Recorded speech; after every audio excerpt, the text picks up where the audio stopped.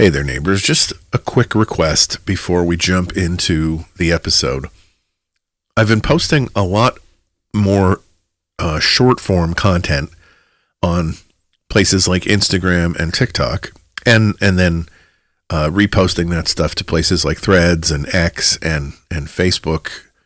So if you would, go to the podcast website, www.neighborontheleft.com, and in the contact section, all the social media links are there. Stop on over and check out some of the short form content. It tends to be a bit more lighthearted, at least some of it, more comedic than the heavy podcast episodes. But I would love to have you stop by, and if you'd be so kind to like and follow what you see. Thank you very much. And on to the episode. So, if you know anything about me, you know that I like to read. These days, mostly that amounts to news, but I'm an avid reader, one way or the other. I always have been, ever since middle school. And as an avid reader, I think it's accurate to say that words are important to me. That sounds weird, but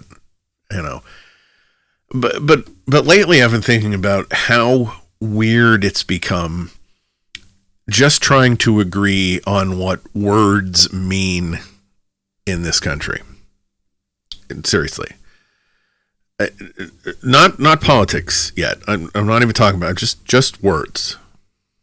Ceasefire apparently means one thing to one side and something completely different to another.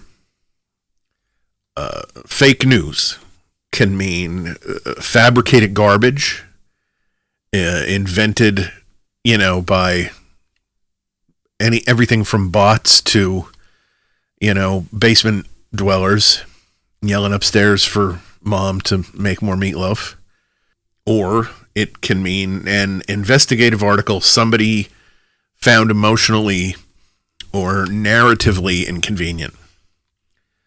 A booming economy means record markets to some people, and I can't afford eggs and rent at the same time to other people. And the list can go on. Words patriot, freedom, Antifa, socialism, even the word fact now feels like it comes with optional accessories. And here's the thing. I don't think this is just normal political disagreement anymore. Political disagreement is healthy. It's expected. People can look at the same facts and come away with different conclusions. That's democracy. This feels different. This feels like we're slowly losing the shared dictionary. Like reality itself has become negotiable. Like every term in public life now comes with tribal subtitles underneath it. And as we watch that happen, as language itself gets slippery, the past isn't safe anymore either. Because if the present can be endlessly redefined, why couldn't history be redefined too? And honestly, the ballroom, the reflecting pool, the upcoming Trump arch aren't really the construction projects that we should be most worried about. I mean, no, we should be worried about them. They're frivolous and just ridiculous ego projects. But what I'm talking about, what we should be worried about more is that there's another construction effort happening in America right now. It's the reconstruction of memory and of truth. And every day, brick by brick, story by story, edit by edit, we're watching reality itself get renovated in real time. This is truth under construction.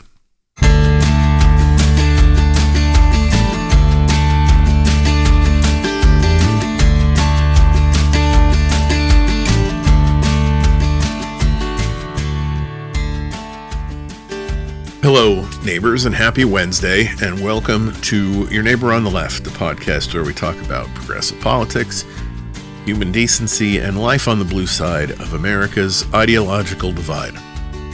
My name is Don Spielis, and I am your host. And today, we are going to be talking about, well, a number of things. History, for the most part, but we're also going to be talking about truth and reality a little bit. And this is a subject that I've touched on before, but I want to really dig into this today where it relates to our record keeping and our historical documentation. I think a lot of people still imagine censorship in old-fashioned terms. Governments banning books, black bars over newspaper columns, soldiers confiscating printing presses, somebody yelling, "You are forbidden from saying this." And don't get me wrong, I mean, that stuff still exists in parts of the world. Some of it here, book bans are real, for instance. Efforts to restrict information are real. You're seeing plenty of that, but modern information control often works differently. It's quieter now and more polished, less like a hammer and more like sandpaper. Not always erasing information completely, just sanding down the edges until the original shape is a lot harder to recognize. And honestly, I think that's part of why this moment feels so disorienting for a lot of people, because the problem isn't always that information disappears. Sometimes the problem is that there's too much information, too many narratives, too many interpretations, too many alternative facts, too many people screaming contradictory things at the top of their voice, until eventually the average person just mentally checks out and says, hell, I don't even know what's true anymore. And that right there may actually be the point. Because I don't think the scariest censorship is when information disappears. I think it's when contradictory versions of reality flood the zone until people stop believing anything with confidence. And think about how different this is from older, more classic forms of propaganda. Old authoritarian systems feared information. They tried to tightly control access to information because information itself was power. But modern authoritarian tendencies often weaponize information overload instead. You don't necessarily have to suppress the truth, at least not directly anymore, if you can bury it under an avalanche of noise and outrage, memes and conspiracy theories and manipulated clips, AI slop, partisan spin, and nonsense that's amplified by the algorithm. You just exhaust people, and exhausted people are far easier to manipulate than informed people. Because eventually people stop trying to determine what's accurate, and they just start deciding what feels right, what feels emotionally satisfying. And that's a huge difference. And you can see it happening everywhere. People increasingly consume information less like citizens and more like sports fans. The question isn't what's true anymore. The question is which version helps my team. And once that becomes the dominant framework, reality itself just gets weird. You start hearing phrases like, well, that's your truth. No, actually some things are just true.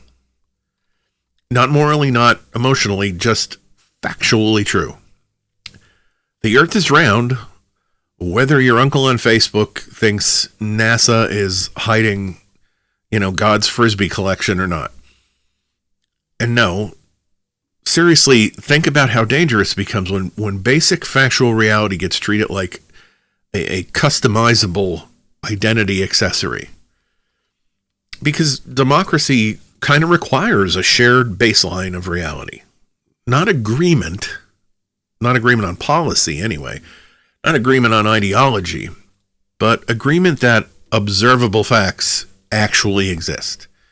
And increasingly, we don't even seem capable of agreeing on the nature of evidence anymore. Video evidence gets dismissed as being out of context. Audio is fake and photographs are AI generated, and expertise is considered elitism. Journalism is now considered propaganda, and peer-reviewed research is labeled as ideology. Everything becomes suspect except whatever reinforces a person's existing worldview. And look, some skepticism is healthy. It needs to be there. Institutions absolutely lie sometimes. Governments lie. Media organizations can screw up. Corporations manipulate information constantly. But there's a difference between healthy skepticism and sort of nihilistic distrust. Healthy skepticism says, prove it. Nihilistic distrust says, nothing can be proven. And of course, those are not the same thing. One strengthens our information and our democracy, and the other just, vaporizes it. And honestly, one of the best metaphors I can think of for this whole era is those AI-generated images that almost look normal at first glance. I'm sure you've seen them. It's a little hard to describe, but you look quickly and you think, yeah, okay, that's a person. And then you notice, one of the hands has 6 fingers, or the coffee mug melts into the table. Somebody's ear is skewed. Everything looks recognizable, but there's something subtly wrong. That's what modern reality feels like to me now. Recognizable, but distorted. Like somebody took an original image of America and kept editing it over and over and over until digital artifacts started appearing. And the dangerous part is that, we as humans are extremely adaptable creatures. We normalize things with frightening speed. Language shifts and standards shifts and, memory shifts. And eventually entire societies can begin treating deeply abnormal things as routine. And that's why I think this matters beyond politics, because when people lose confidence that objective reality exists, then something has to fill the vacuum, and more, it's power that fills the vacuum. And the people most eager to manipulate history and redefine language and reconstruct memory understand that better than anyone.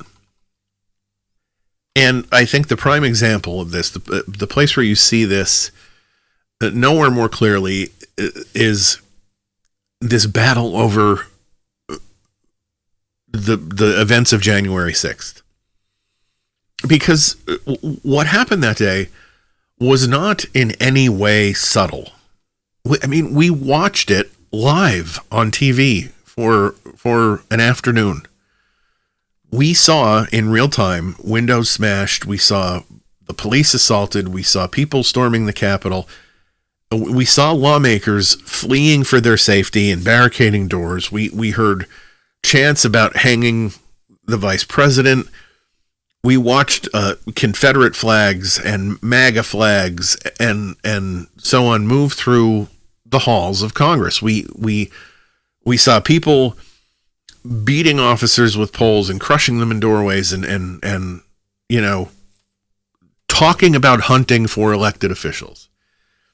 This was not an ancient history that was, found by an archaeologist. It happened live on camera, which is exactly why the effort to reconstruct the narrative around it, aside from being just amazing, is so revealing, because this isn't really a fight over whether the footage exists.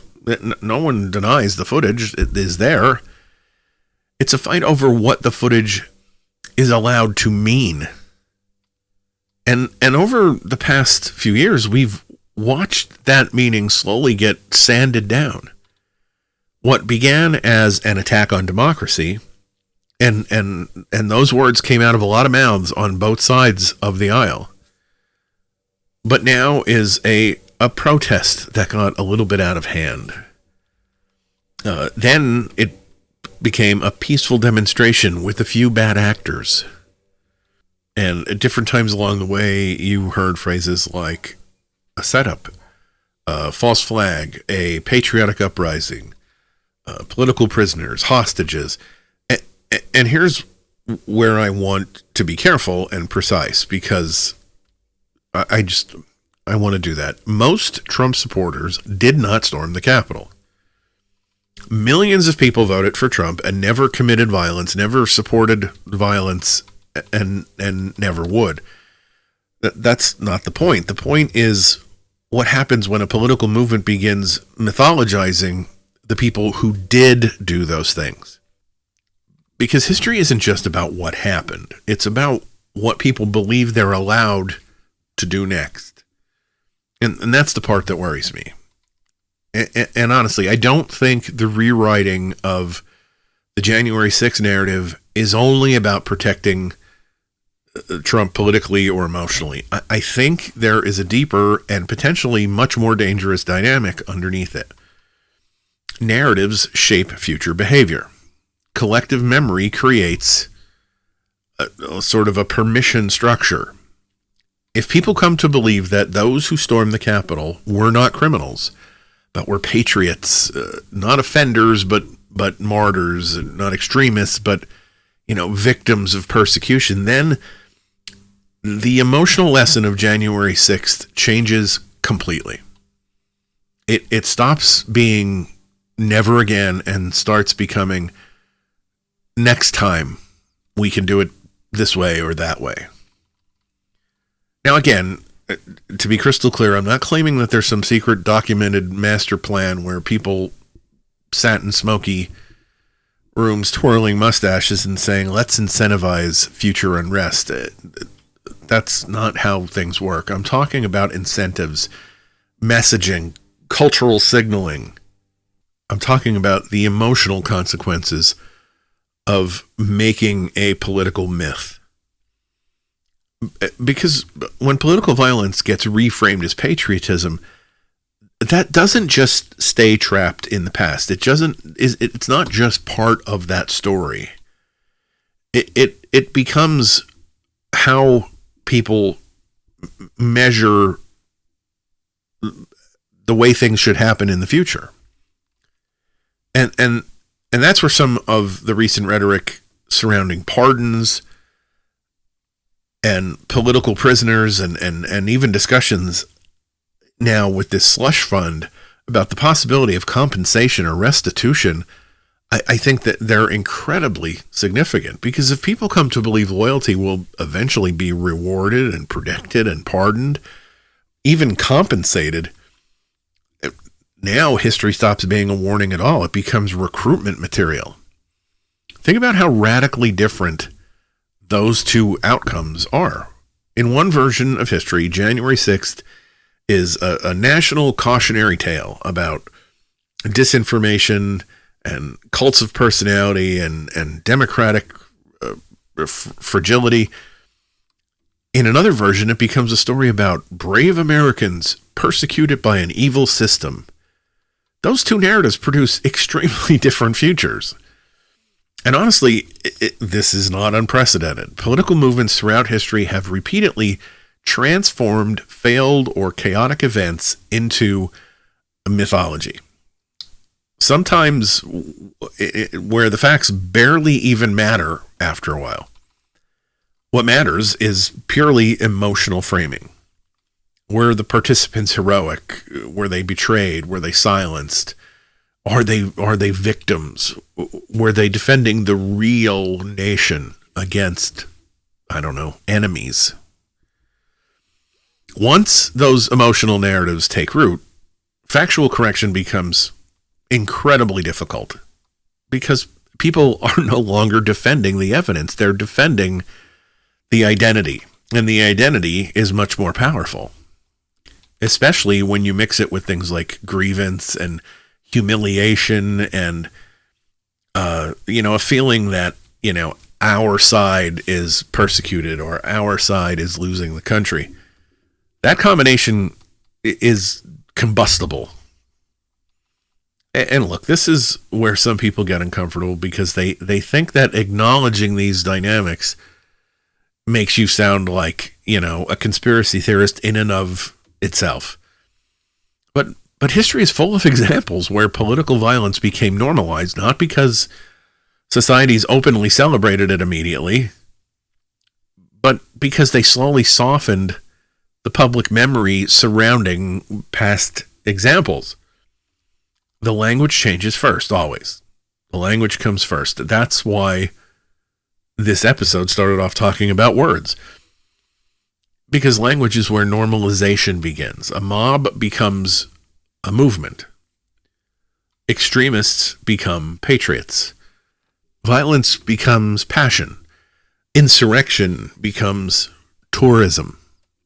And no, I'm not exaggerating with that last one. We literally watched public figures attempt to describe January 6th in bizarrely sanitized ways after the fact.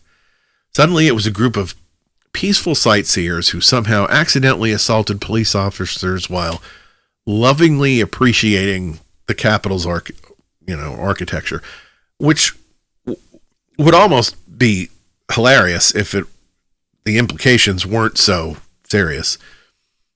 Because once political violence becomes emotionally acceptable inside of a political movement, the future violence is so much easier to rationalize, especially if the participants believe that they will ultimately be protected by leadership. And this is why rewriting history can become genuinely volatile in real world terms. Not because the past itself changes, but because people's understanding of acceptable future behavior changes with their understanding of the past. That's the danger. That's why I think this matters so much. And honestly, if you really want to understand modern political power, stop looking only at the policy fights. Watch who's fighting to control the story afterward. Because the people fighting hardest over the memory of an actual event usually understand something very important. The future belongs to whoever successfully edits the past. And then this is the point where we start seeing this fanning out more. Because once you start paying attention to who's fighting over public memory, eventually you end up in the same place every political movement ends up sooner or later, in the classroom. Because every movement understands one thing instinctively. If you shape the stories that young people inherit, you shape the future electorate. And that's why battles over education have become so explosive. Not because schools are suddenly more political than they used to be. Schools have always been political. Every curriculum reflects values. Every history book reflects choices.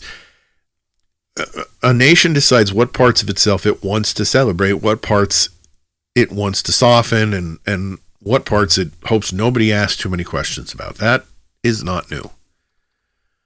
What's new is how openly some political movements now talk about using education as an instrument for ideological alignment. And again, pay attention to the language. The framing is almost always defensive. It's never an attack. It's a shield. We're stopping indoctrination. We're protecting children. We're restoring patriotism. We're defending parents' rights. Now, look, some parents absolutely have legitimate concerns about schools sometimes. Of course they do. Schools are imperfect institutions run by imperfect humans. But the conversation often gets incredibly selective because apparently a rainbow sticker in a classroom is the height of ideological grooming. But a nationally coordinated political recruitment infrastructure aimed at teenagers is somehow just wholesome civic engagement. That contradiction, I believe, deserves way more attention than it gets. And I'm talking about Turning Point USA. This organization has spent years aggressively expanding high school and college chapters across the country. Not quietly, openly, strategically, very deliberately, not always honestly. There's a short documentary out now about how they inflate those numbers, but that's a whole nother topic. And I want to be clear that I am not saying that students should not be politically active. Not at all. Absolutely, positively not. Kids joining political clubs is not the problem. Conservative students have every right to organize politically, just like progressive students do. The issue is the asymmetrical outrage. The issue is the selective definition of what the word indoctrination means. Because somehow exposure to discussions about racism or gender or historical injustice get described as dangerous ideological manipulation or teaching our children to hate America. But organized political identity building from the right gets reframed as patriotism and leadership and traditional values. And then, of course, religion enters the picture, because many of these movements do not merely frame conservatism as a political ideology or a political preference. They frame it as a moral identity, sometimes even as a spiritual obligation. That is crucial, because once politics becomes ideology, compromising starts to look like heresy. And you can absolutely hear echoes of that framing in some of the rhetoric surrounding education right now. And of course, one of the clearest examples came from Stephen Miller. We all know who Stephen Miller is, one of Trump's closest advisors, when he discussed education policy and federal funding last year. He said, and I quote, "Children will be taught to love America. Children will be taught to be patriots. Children will be taught civic values for schools that want federal taxpayer funding." End quote. Now, on the surface, that can sound reasonable to a lot of people anyway. Love America, teach patriotism, teach civic values. Yeah, okay, but here's the big question. Who defines what patriotism is? That's the question underneath the question, because history gets very dangerous very quickly when governments begin attaching funding, legitimacy, to officially preferred versions of national identity. And no, I'm not saying teaching children to appreciate their country is inherently sinister. Of course not. Every nation does some version of that. The problem starts when patriotism becomes incompatible with criticism. When uncomfortable history is considered anti-American. Discussing racism in and of itself is considered divisive. History is complex, but when you make historical complexity politically threatening, it's a difference. Real education is supposed to teach students how to think critically about their country. Propaganda teaches students what they are permitted to say about their country. Those two things could not be more different. And honestly, this is one of the reasons the phrase patriotic education makes my stomach churn a little bit. Not because patriotism itself is bad, but because throughout history, governments using phrases like patriotic education have often meant education aligned with the ruling movement's preferred version. That's very different. Very different. And this is where the larger theme of what I'm talking about here comes roaring back. Education battles are memory battles. They're fights over intellectual inheritance, if you'll excuse my prose, over whose version of America becomes official.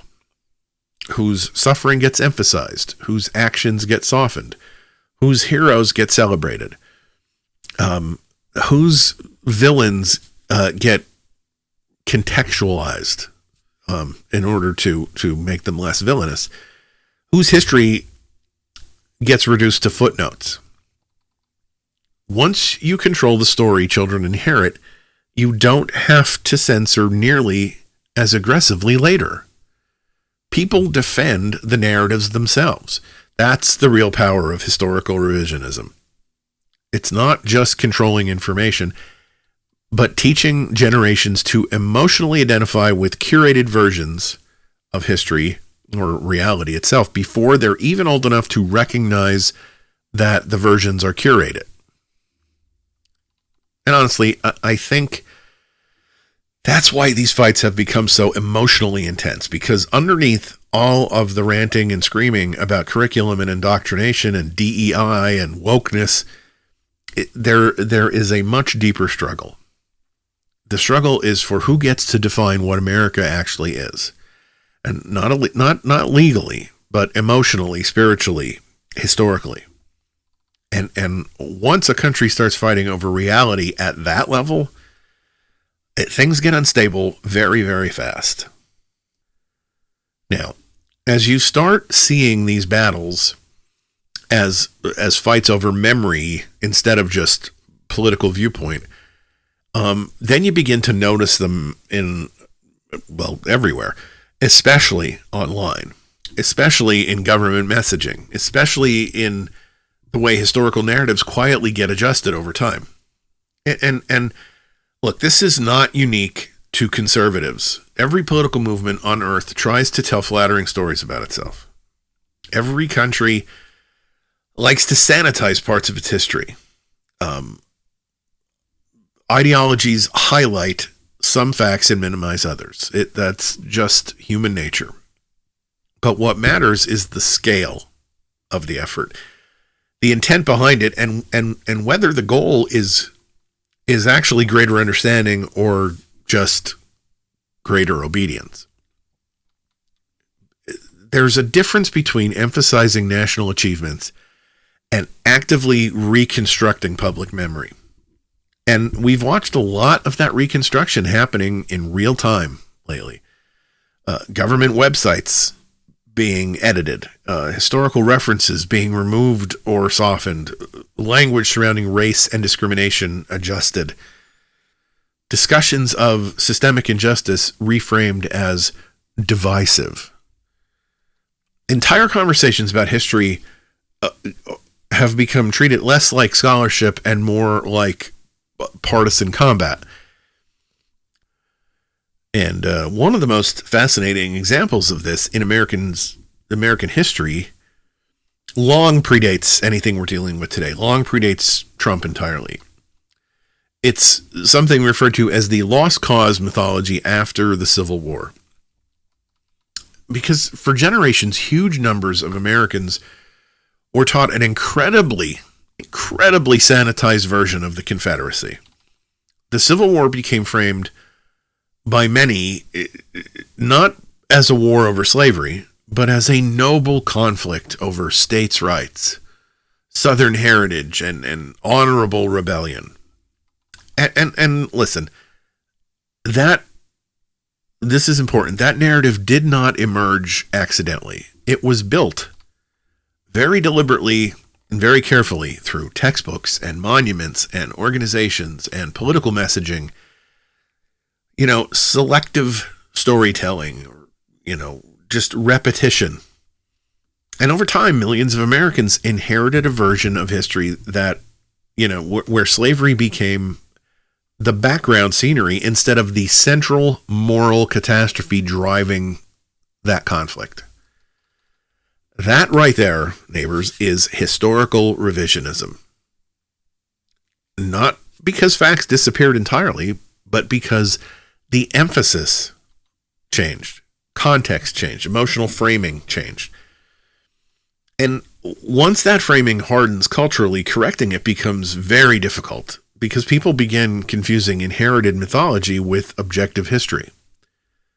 And, how many arguments have we seen in, recent past about, monuments to the Confederacy, and the passion that enters into these arguments is a product of this rebranding. That is the danger of architectural censorship. You don't always remove the building. Sometimes you just renovate it until nobody remembers what used to be there. And honestly, social media has supercharged this process in the way it does a lot of things. And it's done it in ways humanity is probably still struggling to understand. Because now historical distortion no longer requires any institutional gatekeeper. Anybody with a phone and enough confidence can generate a pseudo-history for millions of people to instantly absorb. You've seen it. Fake historical quotes, fabricated statistics, AI-generated images, clips stripped of context, conspiracy threads presented like, their actual documentary evidence. Random influencers confidently rewriting entire historical events between ads for, doomsday prep and protein powder. And the scary part is the sheer volume of it starts creating a kind of smog, I guess you'd say. People stop distinguishing between evidence and interpretation and propaganda and opinion. Vibes and memes and history and fiction, everything flattens together into one giant sort of algorithmic slurry. And algorithms make this even worse because algorithms are not designed to promote truth. They are designed to promote engagement, which is an extremely different goal. Outrage spreads much faster than nuance. Fear spreads much faster than context. Identity affirmation over complexity. So naturally, the information ecosystem begins rewarding emotionally satisfying narratives over accurate ones. The algorithm gives you what you like. And once that happens, accountability gets blurry really quickly. That's why the goal isn't always to erase history entirely. Sometimes it's just to sand down the sharp edges until the accountability disappears. A lot of modern revisionism doesn't work through total denial. It works through minimization, softening. Okay, sure, maybe that happened. But was it really that bad? Or both sides did things. People are overreacting. That's just your interpretation. Or, the classic, you're taking that out of context. And eventually, the original moral clarity surrounding what was once a very morally clear event starts dissolving. Facts become opinions and evidence is perspective. And, anything related to historical consensus is now politically motivated. And no, seriously, think about how exhausting that becomes psychologically for the ordinary person. Most people have jobs and kids and bills and doctor's appointments, and the dog throws up on the carpet at 2 a.m. They do not have time to become full-time historians and digital forensic analysts every time a viral claim explodes online. So people start outsourcing reality to the tribe that they emotionally trust. That's human. It's dangerous, but it's human. And once the information ecosystems become split in a partisan way, once they become tribalized, correcting misinformation becomes incredibly hard because people interpret factual correction as political aggression. If somebody is telling you that the thing that you're talking about is not factually accurate, you take that as an insult. You take that as a political attack. Your identity takes over. And this may be one of the most important things people misunderstand about modern authoritarian movements. An authoritarian doesn't necessarily need you to believe every lie, at least not completely. He just needs you exhausted enough to stop looking for the actual truth. That's enough. That's plenty. Because a confused public is easier to manipulate than a confident one. A fragmented public is easier to control than a unified one. A society that no longer trusts any shared source of reality is imminently vulnerable to whoever speaks with the most confidence, the most repetition, and or anger or certainty, even if they are wrong. Especially if they're wrong loudly enough. And, this is the part where the internet changes everything, because for most of human history, controlling information meant controlling scarcity. You controlled newspapers, radio stations, television networks, maybe libraries or universities. Information was somewhat centralized, but now information is everywhere, all the time, forever. Which, at first glance sounds democratic, but in some ways, well, it absolutely is in some ways, but the internet has exposed corruption and amplified, marginal voices and, given people access to knowledge, connected people globally, allowed independent journalism to exist outside, of the mainstream. That's all true. But the internet also accidentally created the greatest disinformation delivery system in human history. Because it turns out humans are not naturally equipped to process this much information, especially emotionally charged information. Especially when algorithms are carefully created to keep us engaged, keep us reacting and angry, and scrolling and clicking and refreshing, emotionally activated every waking second of our lives. Think about how the average person's information diet is now compared to 20 or 30 years ago. You wake up and you immediately absorb headlines and outrage clips and memes and conspiracy theories and manipulated videos and partisan commentary, AI generated content. The list goes on, and it never stops, ever. The modern information ecosystem is like trying to drink from a fire hose while somebody throws fireworks at your face. And eventually, people stop processing information analytically because the system rewards emotional reflex way more than it rewards reflection.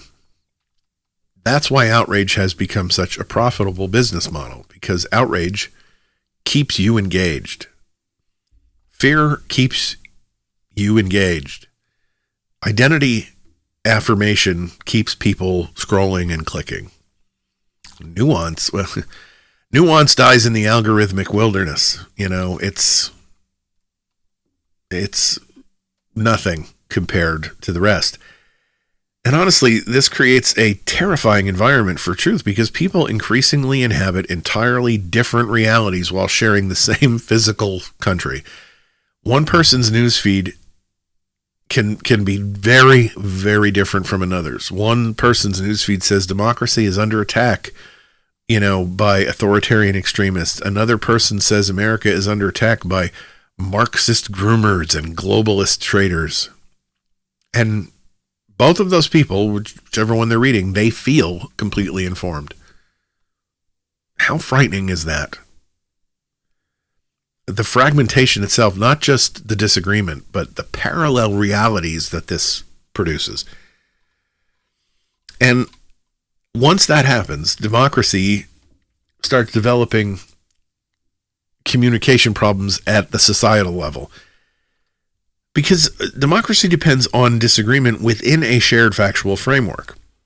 But when the framework itself is gone, if citizens cannot even agree on basic observable reality, then politics stops functioning like anything that resembles debate and starts functioning like almost like competing religions or competing mythologies.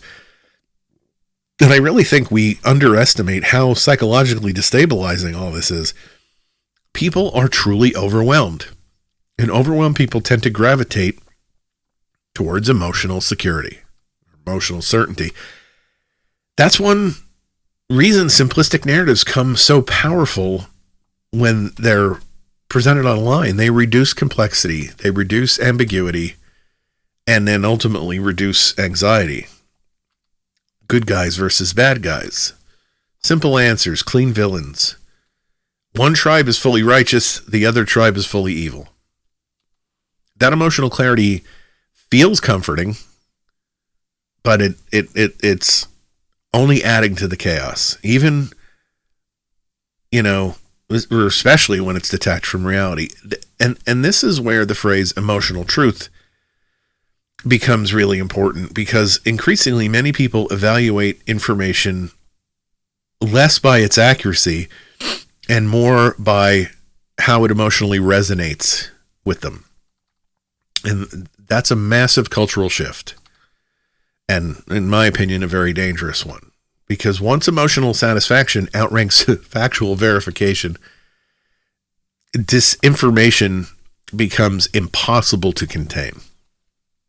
And AI is about to pour gasoline on this entire situation. We're entering an era where fake audio and fake video and fake documents and fake historical evidence, fake interviews, fake photographs, entirely synthetic narratives are becoming easier and easier to generate.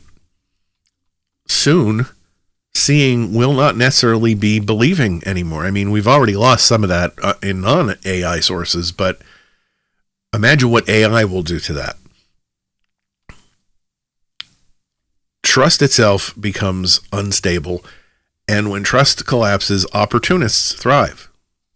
History used to be altered with fire. Now it's altered with edits on a computer. Quiet edits, algorithmic edits, viral edits, emotional edits. And honestly, one of the darkest possibilities here is not that everyone becomes brainwashed into believing the same lie. I mean, that's unlikely. It's that people become so overwhelmed by competing realities that they give up trying. The internet age doesn't always suppress truth.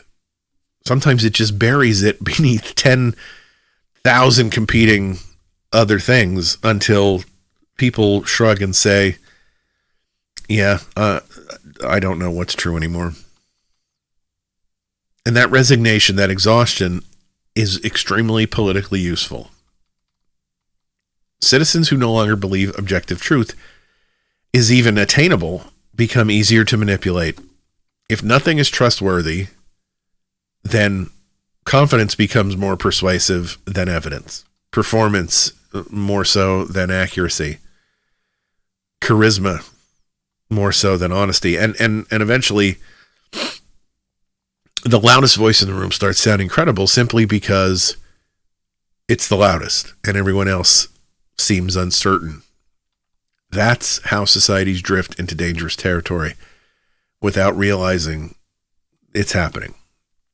It's not a giant dramatic moment. I've said this to you guys many times before. It's never announced. It's just accumulated erosion. Language and trust and memory and shared reality all erode until eventually people stop arguing about what should happen and start arguing about what reality even is. You know, the longer I worked on putting this episode together, the more I kept coming back to one uncomfortable thought. Maybe the biggest danger isn't that people believe false things. Human beings have always believed false things. The bigger danger, I think, is that we're losing confidence in what objective truth, that it's even possible anymore. And that's different. It's different in believing something that isn't true as compared to believing that nothing is true. That's different. Once a society reaches the point where every fact is partisan, every source is suspect, every event has two incompatible realities attached to it, and every historical narrative, has some sort of tribal stamp on it,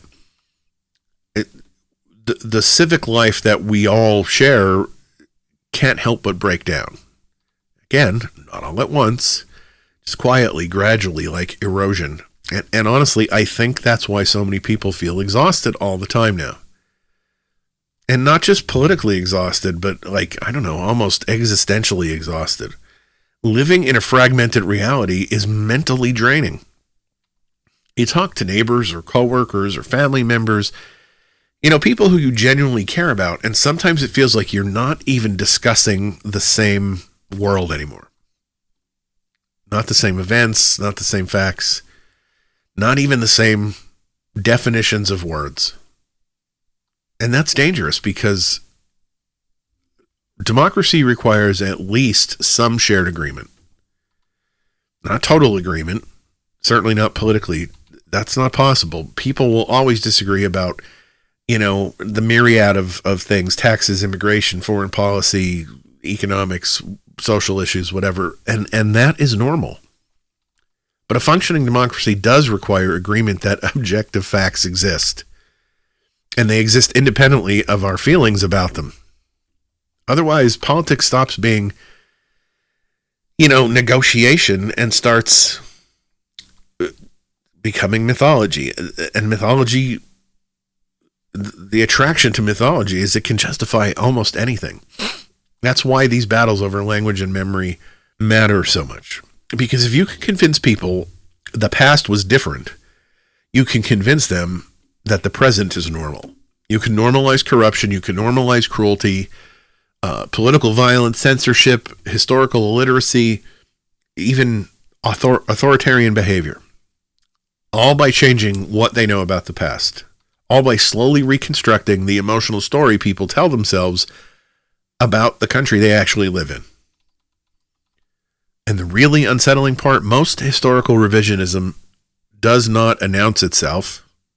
It doesn't arrive wearing, jackboots and carrying torches.